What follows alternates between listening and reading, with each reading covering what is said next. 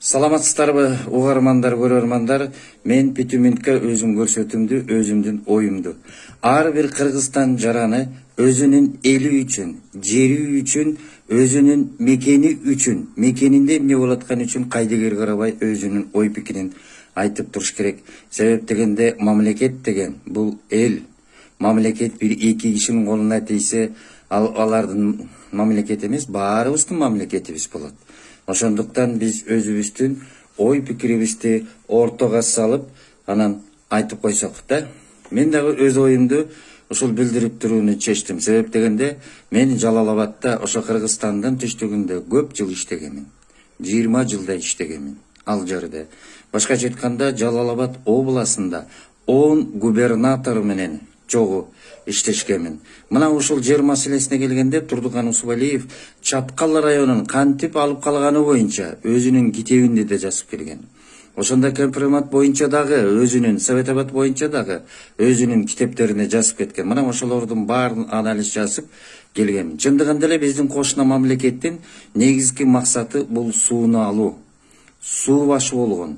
Биздин сууларга көз арткан.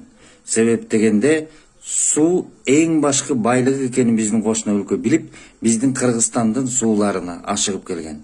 Атүгүл ошол биздин кошуна мамлекет Өзбекстан өзүнүн газды эмне үчүн бербей келген? Мына ошол Совет Абадтагы, ошол Кемпирабадтагы сууну, ошондой эле Сох, ошондой эле Орто Токой, Алабука районундагы Орто Токой, ошондой эле Камбарата Гейсин да курдурба боюнча бир топ маселелерди көтөрүп келген.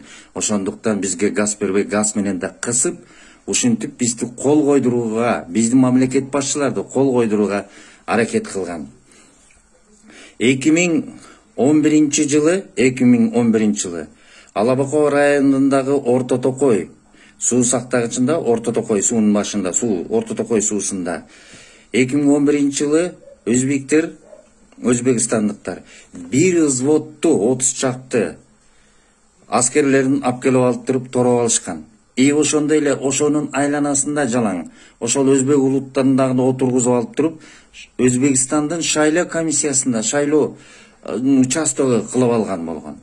Мына о шайлоо участогу кылып алышкан. Көрдүңөрбү? Кичине эле карабай койсо, алар армиясын алып келип тосуп алганга да өткөн. Мына 2011 жылы ошол Өзбекстандын взводун кубалап чыгып, Кыргызстан толук отурукташып, бул биздин жери деп аныктаган. 2011 жылы анда губернатор Бектур Асанов болгон. Ошондой эле 2008 жылы Нокен районунун Лола деген айылында, ошол чектешкен Лола деген айылында көпүрөнү бусуп туруп, дагы Өзбекстандын армиясы кирип отурукташып алган. Мына ошол жерден дагы бул биздин жери деп дагы кубалап чыгып, анан биздин аскерлер ошо жерге турган, биздин армия ошо жерге турган. Дагы бир нерсе, ошол эле жылдары Нокен районунун Бүргөндү айыл өкмөтүндө зона отдыханадагы армиясын киргизип, 2 этаж имарат куруп алышкан. 2 этаж имарат курушуп, ошондон зона отдыха кылып алышкан өзбекстандыктар. Көрдүңөрбү? Анда дагы биздин армия кубалап чыгып, анан бул биздин жер деп туруп, ошо жердин чектеп армиясын коюп алышкан. Мына кичине эле көз мындай болсо, алар дароо армиясын алып келет дагы, дароо тосуп алышат. Анан дагы бир нерсе, бүгүнкү күндө Акаев, Бакиевдин убагында Өзбекстан менен чектеш 80% чечилген. Ал эми ошол Атамбаевдин убагында 15% чечкен, а бүгүн 5 гана пайыздык калган. А бул 5% ошол Кемпиремат менен, ошондой эле Камбарата Гейзин суу башын, ошондой эле Орто Токой маселелери калган. Анан бул маселелердин бардыгын аябай караш керек бул маселелер. Эгерде биз булактарды, сууларыбызды алдырып ийсек, анда эч кызыгы жок кошуна мамлекеттер. Кошуна мамлекеттер, ошол эле Казакстан болобу, Өзбекстан болобу, биздин сууларга ашыгат. Биз суу башында мамлекетпиз. Биз ошол авторитетибизди кетирбешибиз керек. Суу башында болгонуң, бул сен ошол территорияга сен вилайет этесиң. Ошондуктан бул жерден этият болуш керек. Анан мен 5 мүнөттө чечтим, 10 мүнөттө чечтим, 2 айда. Мамлекет маселеси 10 жылдап чечөбү, 5 жыл, 30 жылда чечилбей келдиби? Дагы карап көргүлө 5 жыл маселеси кандай чечилет.